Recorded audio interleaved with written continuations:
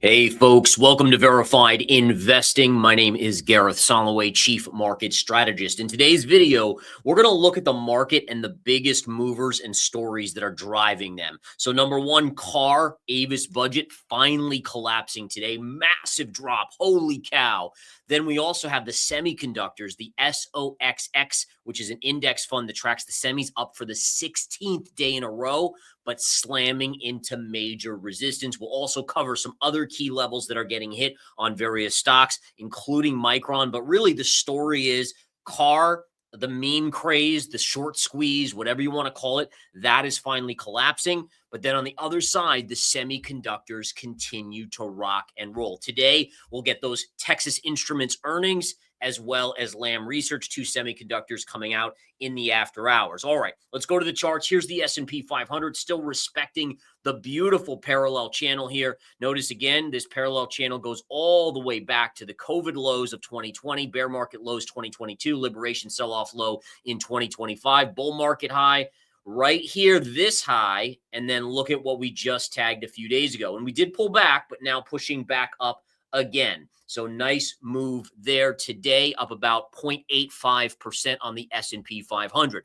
But the big story of the day, like I said, CAR, look at this drop, down 33% in one single day. That is an epic drop to the downside. And again, folks, listen, let's be fair.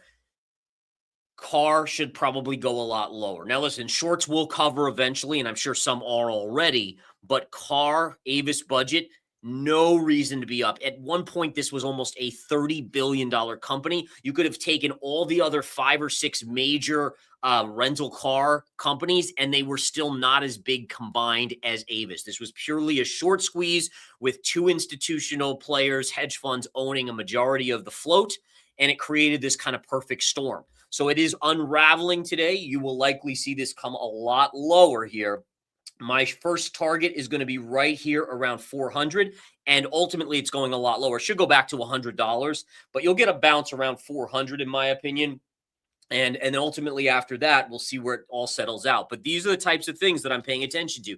Look at AMC. AMC starting to come in. This was a meme rush too, right? So BlackBerry, look at BlackBerry. BlackBerry starting to come in. And the reason why I pay attention to the meme craze stocks, Budget, Avis, which is car, BlackBerry, these other ones like what I just showed you guys, is because it's showing you investor sentiment, right? And we're starting to see that collapse. And that could be a warning sign that the stock market has further downside to go. We'll have to watch and see. Now, as I mentioned, there's other things going on here. Let's go to the SOXX here, which is the semiconductor, the iShares Semiconductor Sector Index Fund, right?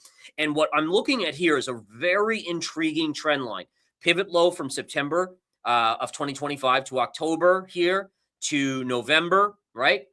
And then it becomes resistance here, and look at what we're running into today. So epic move, don't get me wrong. I mean, this is an impressive move on the semiconductors, but could this be 16 up days in a row, the day for a corrective move? I will tell you this, if we put on our RSI here, RSI is extremely overbought. In fact, if you look at this, the last time we were up at this level was all the way back here. And even going back further, you really don't get those levels. I mean, we are extreme overbought on the short term. If you look at the weekly chart here, the weekly RSI is now basically topping out as well with this unbelievable move on the weekly chart there to the upside. And again, this can also be mirrored by taking a look at some of these other charts. Like take a look here, and this is the chart of AMD, right? So AMD right here, let's get that line extended out. We are now piercing this key level. And again, one other thing to look is if you adjust to there, we're very close, right? So again, you always want to go to major pivots. So this one we've already pierced, right? Here's one that is standing out. And I would also just mention that this one's more important, and I'll show you why. Because look at what this does for us, right? So if we look at this, you have a trend line here where we're looking at a top potentially there, and here, and even here, but then flip it over and say, well, what about the supports?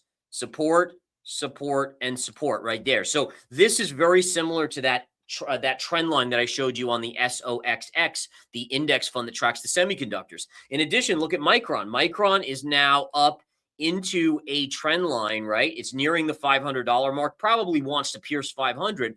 But look at this. We're now piercing this upper trend line here as well. And these are signs. Listen, pierces happen, but these are warning signs that the move has become overdone. Broadcom, another major semiconductor play. Look, it actually just took out the all-time highs. Now, most people would say this is a breakout. When you get a breakout that's coming on the back of now this is a $2 trillion company, but the move down here is 45%. So it was just over $1 trillion, and now it's over 2 trillion in market cap. These are breakouts that can oftentimes fail because it's such an extended move up. It's very tired, in other words. All right, and look at that move. And all the semis are showing us these same sort of instances. It is really, really remarkable in that same vein. All right, we can go to NVIDIA, take a look at NVIDIA, Now, this trend line's not as dramatic because it's not like an all-time high, but you can see that NVIDIA is right up into these levels here where it does have resistance, and so far it is respecting the resistance line. So those are really the standouts today. The other thing to point out here is Bitcoin. Bitcoin is kissing my 80,000 target, got to 79,500. Notice again, I've been talking about since all the way when we saw this reversal green inside bar bullish, I said we're going to 80. And that's where we're just about at on that front. And then you turn over to gold, right? Let's just quickly touch base on gold. Non-event, like literally nothing going on here in gold. It's interesting how the metals have kind of gone to sleep while the stock market now has ripped higher. The semiconductors ripping higher, and even the meme stocks, right, have ripped, although those are starting to top out here. What's going to be interesting is if the markets pull back, do the metals start to gain traction or not?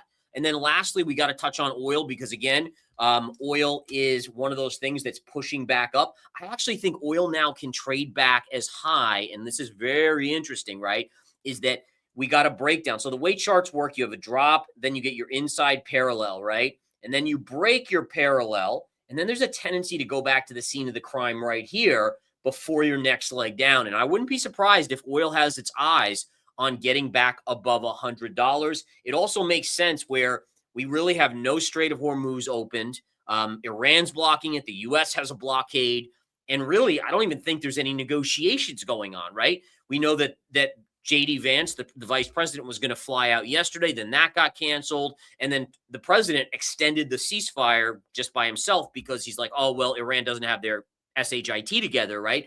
And so they just extended it out. But there's no like, hey, we're working on something or anything like that. And I think that's important to kind of take note of. So that's your quick update today. Very interesting market action. And I will talk to you soon. Take